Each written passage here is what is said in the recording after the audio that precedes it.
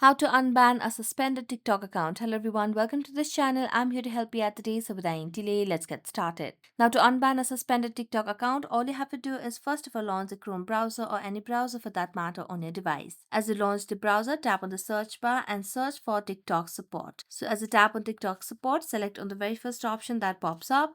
So this will take us to this TikTok support team. Now tap on the search icon at the top of the screen and simply search for the option of suspended account. So let's search for it over here. And as I do that, you can see different options over here on what you can do and so on. But if that doesn't help you out, you can simply go back and directly tap on the option of TikTok support. So let's tap on the hamburger icon at the top left corner.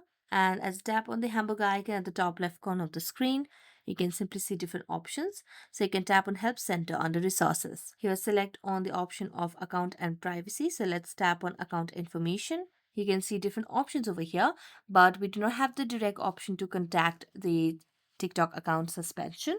So you can simply log into any of the account and get help from the TikTok chat support directly. So that's it. Thank you so much for watching this video. See you next time.